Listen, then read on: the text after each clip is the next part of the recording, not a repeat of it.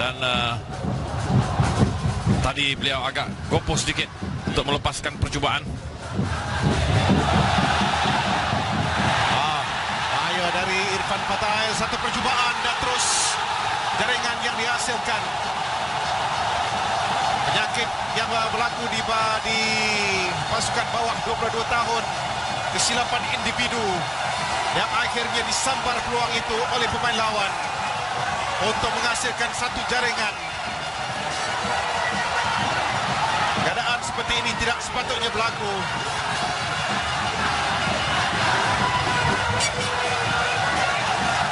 Satu peluang yang dimiliki dengan cukup mudah dapat disempurnakan oleh Indonesia. Derusi Bouazzalouza, pemain yang berusia 30 tahun ini. Ya, kita lihat tidak ada banyak yang kita boleh perkatakan, cuma ia merupakan satu kecuaian kelaya. Fadlisas ya. Memang sudut yang begitu kecil diambil oleh Bouazzalouza untuk merembat ke sebelah kiri Karul Fahmi Ceman. Dan Indonesia mendahului Malaysia ketika ini dengan 1-0. Dan itu kalau diikutkan statistik ini merupakan gol yang ke-9 daripada 35 penampilan untuk Bouazzalouza. ya. Jelas kita boleh rasakan kekecewaan kerana gol yang diberikan.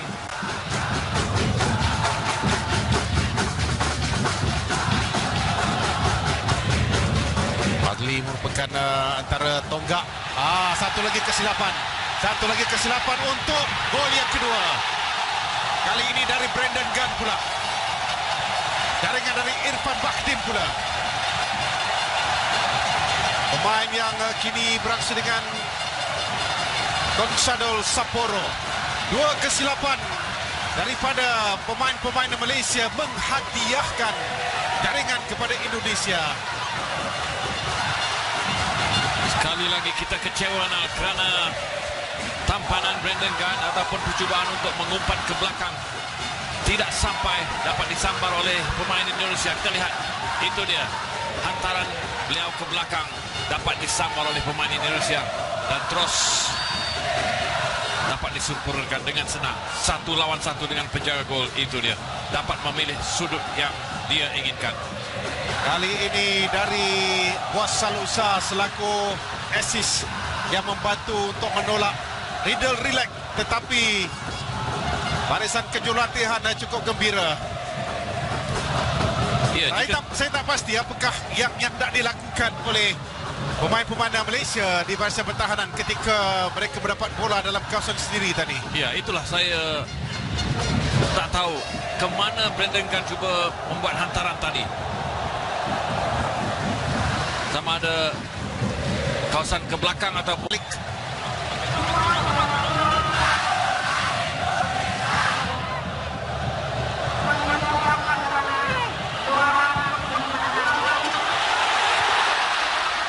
Taram yang agak berbahaya, cuma tidak ada pemain yang mampu untuk melakukan tandukan dari Indonesia. Termasuklah sebentar tadi Bayu Pradana yang menjadi tumpuan yang dilakukan oleh pasukan Indonesia. Bouazzalouza satu tap yang baik.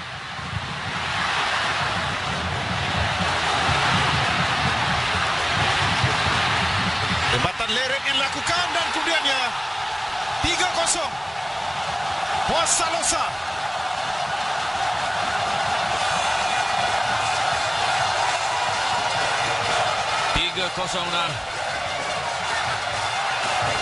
Selepas 21 menit daripada keadaan bola yang tidak dapat dikemaskan oleh benteng negara. Kita lihat sekali lagi.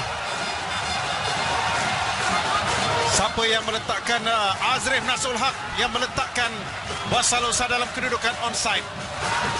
Dua center back sudah berada di depan. Tapi kalau kita lihat kepada percubaan dilakukan oleh Zulham Malik ini, sepatutnya boleh disekat di situ dulu. Ya.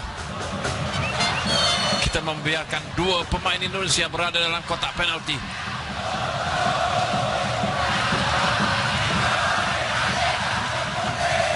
Sukar untuk comeback now daripada kedudukan 3-0.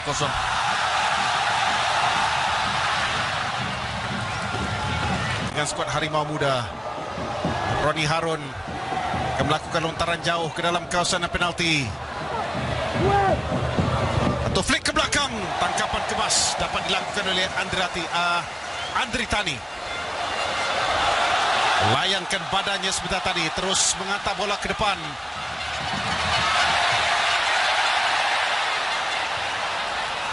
Azrif yang diasa, advantage diberikan kepada pasukan Indonesia dalam kawasan penalti.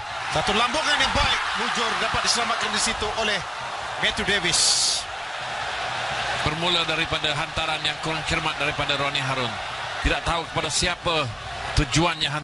Sepatutnya memaksa penjaga gol membuat tangkapan ataupun tampanan.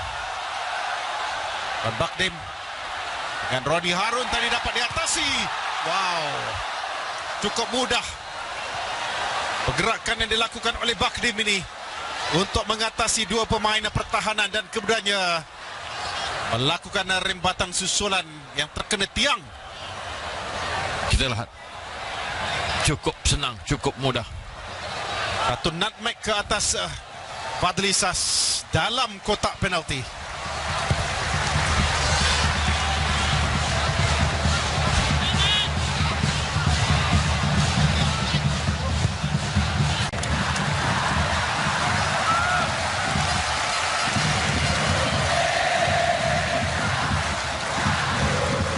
Okey, ini dia suasananya di Solo ketika ini.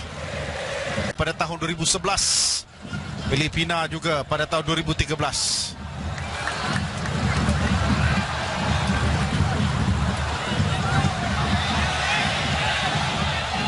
Dokan dari Andik, antaran 1-2 dengan gunakan kepala. Andik lebih pantas dari Azrif Nasul Haq. Abdul Abandar Rahman terus ke arah pintu gol. Hampir saja berlaku gol yang keempat. Apabila hantaran Rahman sebentar tadi dapat ditanduk tipis. Siapa yang organize barisan pertahanan ini? Tak kena langsung sebenarnya. Ya, tak ada sesiapa pun yang cuba menghalang bola itu. Bila dia turun ke bawah bermakna kita kekurangan tenaga di atas. Kekurangan pemain.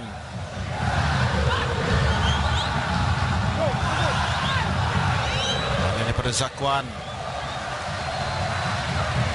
Matthew Davis biasa berada di atas, cepat untuk membuat overlapping. Antara lintangnya berjaya dihalang oleh Abduh Lestaluhu. Malaysia mendapat satu lagi sepakan penjuru ketika ini.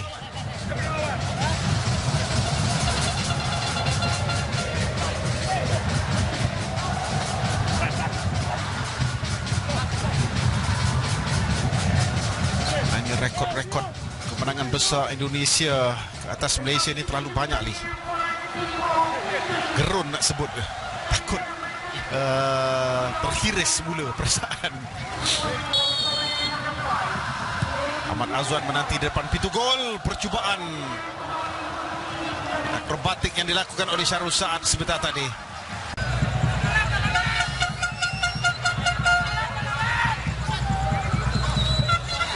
Antaran 1-2 dan keberanian untuk melihat terus larian dilakukan oleh Abduh Lestaluhu.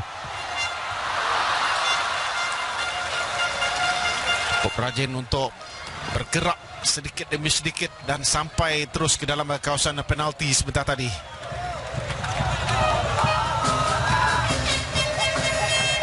Semua pemain Indonesia adalah pantas laju.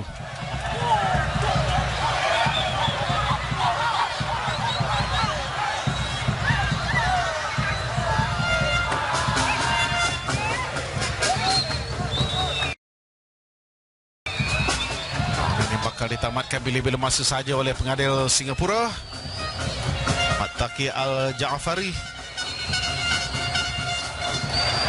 Keputusan yang menyaksikan satu peluang. Fakri lambat.